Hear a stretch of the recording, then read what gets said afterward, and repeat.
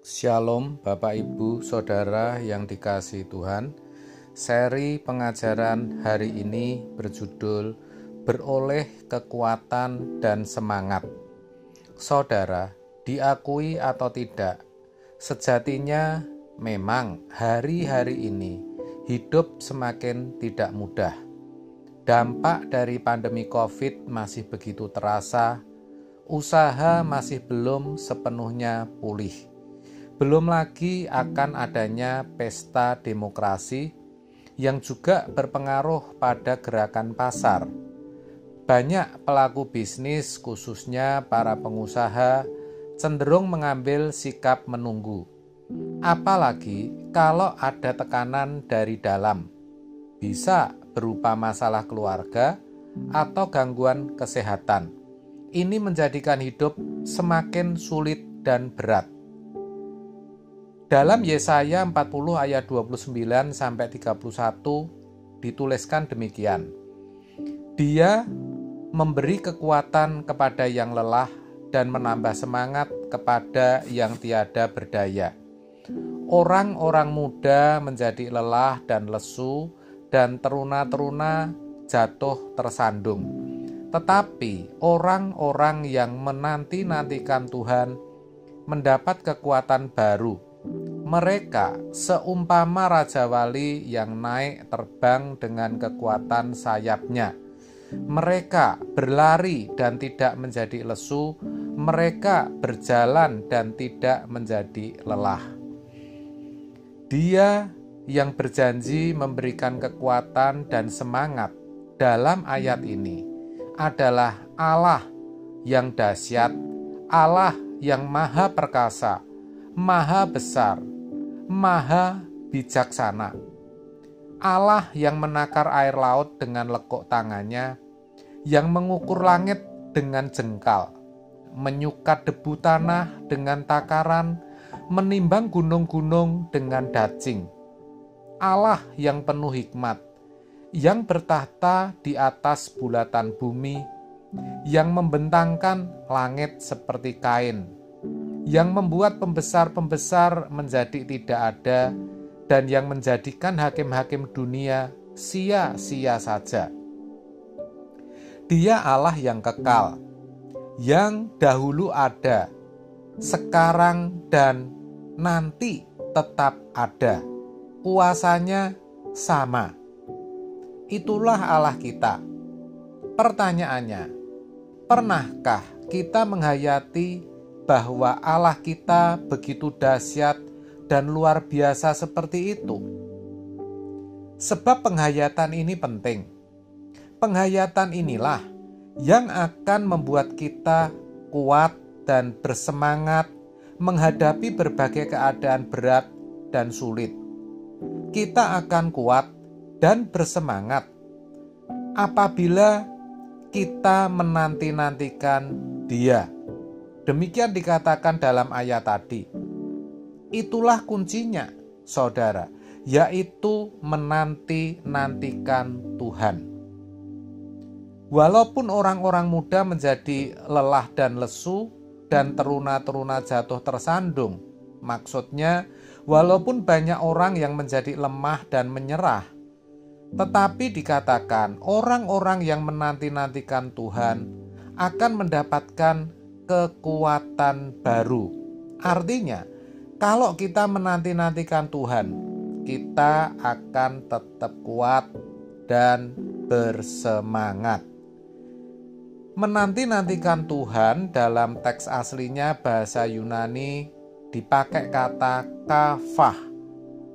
Dalam bahasa Inggris, to wait, to hope, to look eagerly for. Jadi, menanti-nantikan di sini berharap atau mencari dengan semangat. Menanti-nantikan itu tidak pasif, tidak diam saja tanpa melakukan apa-apa, tapi aktif, bersemangat mencari Tuhan dan kebenarannya. Matius 6 ayat 33 berkata, tetapi carilah dahulu kerajaan Allah dan kebenarannya, maka semuanya itu akan ditambahkan kepadamu. Mencari kerajaan Allah dan kebenarannya. Apa artinya? Artinya kita harus menghadirkan kerajaan Allah dan hidup dalam kebenarannya. Ini tidak mudah, sebab Allah itu kudus, kerajaannya pasti juga kudus. Itu berarti kita harus hidup dalam kekudusan. Sebab ada tertulis, kuduslah kamu sebab aku kudus. 1 Petrus 1 ayat 16. Tanpa kekudusan, kita tidak bisa bersentuhan dengan Allah. Ibrani 12 ayat 14. Jadi, dalam kekristenan, kekudusan itu merupakan kemutlakan, suatu keharusan. Ini penting, sebab banyak orang Kristen yang menolak perintah yang satu ini. Mereka pikir hidup kudus itu tidak mungkin, apalagi kalau masih muda dan masih memiliki banyak kesenangan. Padahal tidak mungkin Tuhan memberikan perintah yang tidak bisa dikerjakan. Buktinya Daniel, Sadra, Mesa, dan Abednego yang masih muda-muda itu bisa tidak menajiskan diri dengan santapan dan anggur yang disediakan raja. Timotius yang masih muda bisa menjadi teladan dalam perkataan, tingkah laku, kasih, kesetiaan, dan kesucian. Dari sini kita tahu bahwa kekudusan dalam kekristenan itu tidak hanya merupakan kemutlakan atau keharusan, tetapi juga keniscayaan, merupakan sesuatu yang bisa dicapai. Jadi, hidup kudus bukan berarti meninggalkan aktivitas normal, pergi ke tempat sepi, lalu tidak melakukan aktivitas apapun supaya tidak berbuat dosa. Bukan begitu. Kudus dalam kekristenan itu hidup sesuai dengan yang Tuhan mau.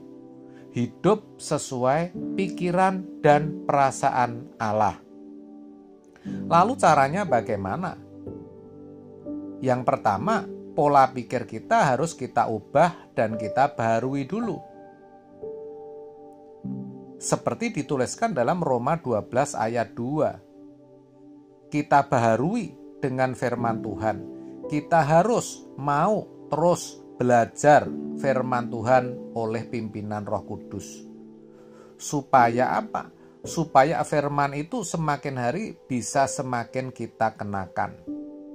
Yang kedua, membangun keintiman dengan Tuhan. Ini juga tidak mudah, namun bisa.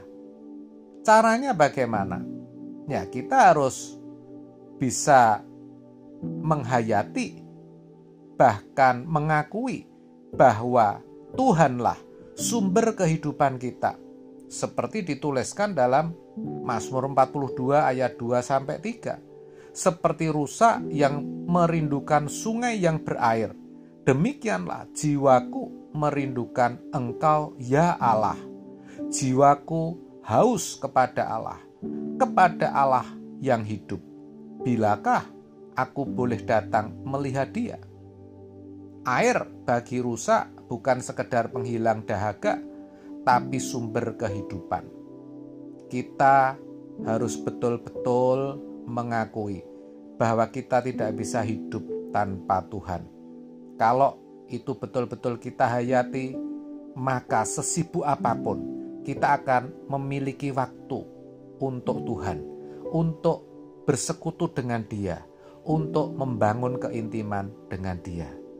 Percayalah, ketika semua itu kita lakukan, kita hidup dalam kekudusan, maka situasi boleh berubah, keadaan boleh menjadi semakin sulit dan berat, tetapi percayalah, kita akan tetap kuat dan bersemangat. Amin. Tuhan Yesus memberkati.